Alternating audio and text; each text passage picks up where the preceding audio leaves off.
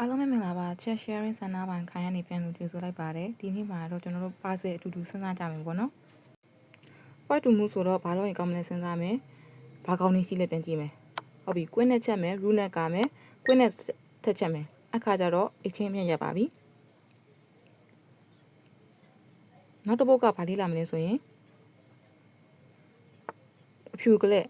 ဆိုတော့ပွန်း promotion ရခြင်းနဲ့အခါကျတော့ဘာကိုအချင်းတာအောင်လုပ်လို့ရမလဲဆိုပြန်ကြည့်ကြည့်မှာပေါ့နော်မ root နဲ့ထက်ချက်မယ်ဆိုတော့ကင်းရှောင်မယ် root ကိုချင်းစားပြီးမယ်အဲ့မှာကကြတော့ a file မှာရှိတဲ့ကောင်က promotion ဝင်မှာပေါ့နော်အခုကကြတော့ black to move ကြတော့ဘာလို့ရင်ကောင်းမလဲပြန်စဉ်းစားကြည့်မယ်ဘာကောင်းနဲ့လိုက်မယ်ဆိုရင်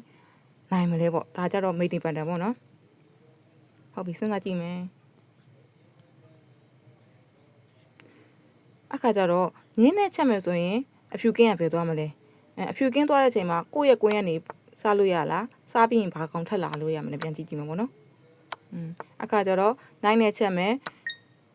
ကင်းရှောင်မယ်ကွင်းနဲ့ထက်ချက်မယ်သူ့ရဲ့အဖြူကွင်းကမယ်အခါကျတော့ root နဲ့ထက်ချက်မယ်အခါကျတော့ mating pattern ဖြစ်သွားပါပြီဒီမှာဆိုရင် white တူမို့ဘာလို့ရင်ကောင်းမလဲပေါ့နော်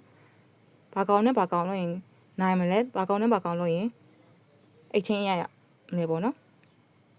ဒီမှာဆိုရင် bishop အဖြူ bishop ကအမဲကင်းကိုပင်ထားတယ်အခါကျတော့ queen ကို sacrifice လုပ်ပြီးတော့ mating pattern လုပ်တော့တာပဲဖြစ်ပါတယ်အခုကကျတော့ black to move ကြတော့ကင်းနဲ့ queen နဲ့ကအမဲအောင်diagonal နဲ့မှာတန်းတန်းနဲ့ဖြစ်နေတဲ့အခါကျတော့ဘာရင်လို့ရင်ကောင်းမလဲဘာကောင်နဲ့ထပ်လို့ရင်ကောင်းမလဲစဉ်းစားကြည့်မှာပေါ့နော်အခါကျတော့ root ချင်းစားတယ် bishop နဲ့ပြန်စားတယ်bishop နဲ့ပင်တယ်ပေါ့နော် bishop နဲ့ပင်တဲ့အချိန်မှာကိုကင်းကအဖြူကွက်မှာရှိတဲ့မလို့အဖြူကွင်းအဖြူ bishop ကနေပြီးတော့လာချက်တယ်လာချက်တော့လဲကင်းကရှောင်စရာကွက်ရှိရပေါ့နော်ဒါကြတော့အိတ်ချင်းအသာရတာပဲဖြစ်ပါတယ်အားလုံးကျေးဇူးတင်ပါတယ်